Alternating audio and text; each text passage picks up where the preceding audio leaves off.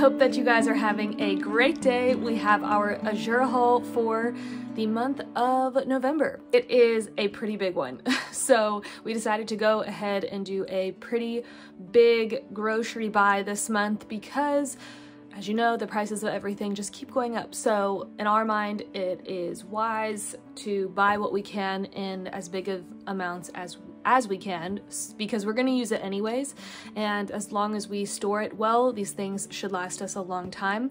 We did a huge order it was November of 2020 actually, or fall of 2020, and we haven't done a huge order like that since because we have stewarded that stuff well. And yeah, so we were like, if we're gonna buy the things eventually, we might as well buy it now in the big size that we would use. So per usual, I'll give you the price of everything and the price per pound breakdown. I think it's always fun to see that because then you can see, like, comparing the normal size you would get from your grocery store to how much it costs when you buy it in a bulk size. All right, I'll show you what we have.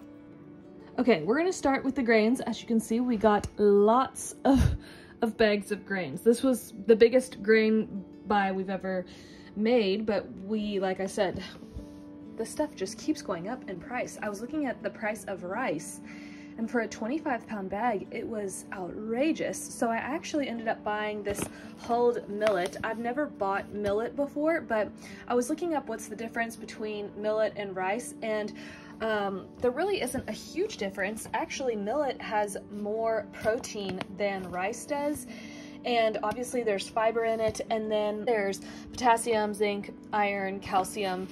So I was like, wow, that's a really nutrient-dense food, and the price of it is amazing compared to the rice. So this was $31.32 for a 25-pound bag, making it $1.25 per pound, which again, compared to the rice, is a really good deal. So I will soak this like I would rice, and again, cook it just like I would rice. I also got a 50-pound bag of the soft white wheat berries, and I use this for all of my baking. I'm actually running low. Last time I got the sprouted soft white wheat, but the sprouted soft wheat, it is nearly $75 for 25 pounds, whereas this is $55.96 for 50 pounds, making it $1.12 per pound.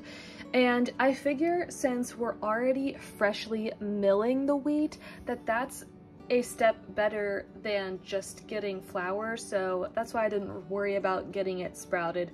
I could always sprout it myself. It's just that's a whole nother extra step that I just haven't gotten into with the wheat berries. And then I got the 25-pound bag of the durum wheat, and I got this for making pasta. I've never made pasta before, but this is something that I want to get into, and like I said, we'll just go ahead and stock up on things that I know we'll use. And this was $39.05 for the 25-pound bag, making it $1.56 per pound. And then I got a 50-pound bag of the hard red wheat berries. I still have some of this that I'm currently going through, but this was $41.66 for the 50-pound bag, making it 83 cents per pound. This was the least expensive one of all of the wheat berries. And then I also got the hard white wheat in a 50-pound bag, and that was the most expensive of all the wheat berries. It was $64.22, and that makes it $1.28 per pound. And I use both of these for sourdough. I use my sourdough starter. I use these. If you're using fresh wheat berries for sourdough starter, you don't really have a lot of leniency for not feeding it like you would with regular flour. So that is something I had no idea about when I started using fresh wheat berries, because there's some days with my sourdough starter that I would just forget to feed it or skip feeding it, and it was fine. But you cannot do that if you're using fresh wheat berries. It will spoil. But other than that, I love using the fresh wheat for making all of my baked goods. I haven't bought flour since we got the grain mill, which was back in April. So that's been a good win for us. I have the Nutrimill Grain Mill. If that is something you're interested in, I do have that linked below.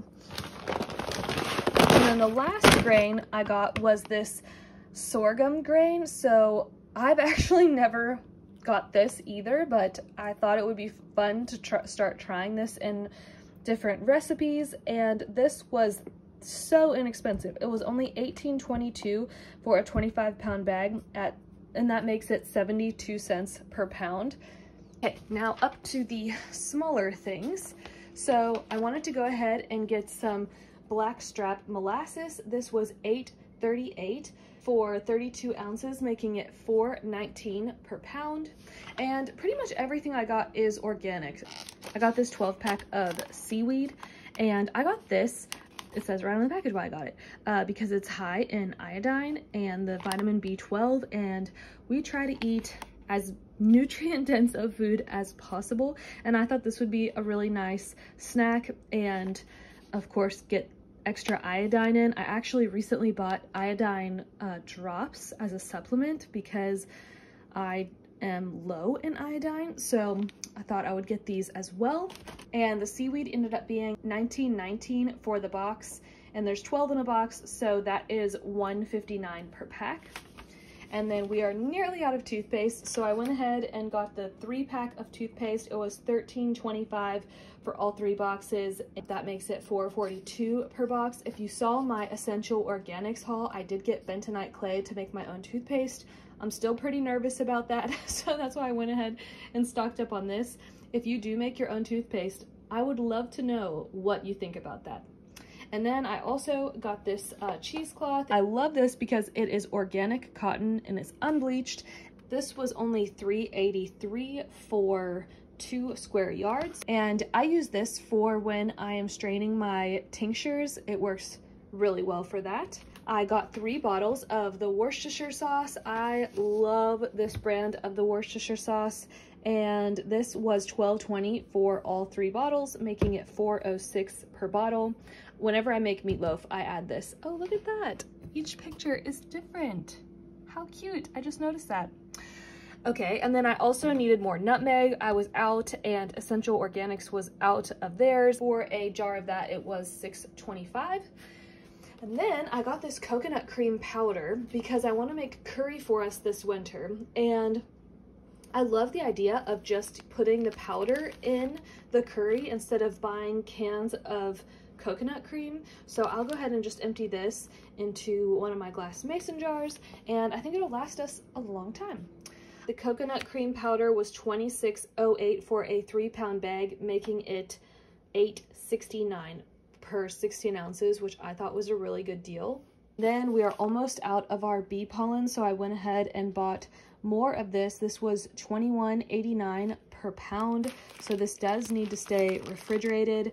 I add this to our first thing of the morning smoothies, and to our hot chocolate or our chocolate milkshake that I make for us at night. And a little goes a long way with this. You do not need to go overboard with bee pollen. So this will last us a very long time. I also got a 1-gallon jug of the olive oil, and this was $47.68 for the gallon, making it $5.96 per 16 ounces. And this is such good quality olive oil. Scott had a friend that his family worked at an olive farm. He said that a way to know if olive oil is good is if it hardens when it's cold, and when we got this off of the truck, it was completely solid. So that was really great, and I've purchased this many times and it tastes amazing. I also got a 6-pack of the coconut water, and that was $28.99 for the box, and that makes it $4.83 per bottle of coconut water. So I use this with orange juice or lime juice or grapefruit juice, whatever I have, and I make adrenal cocktails for us during the day. I do half coconut water, half orange juice or whatever other juice I have, and then a half of a teaspoon of cream of tartar and salt, and we try to do that every morning. And then I also bought, this is my favorite brand of cheese. I get this nearly every time, except usually I get their cheddar, but this time I got the raw Monterey Jack. I thought I would switch things up a little bit.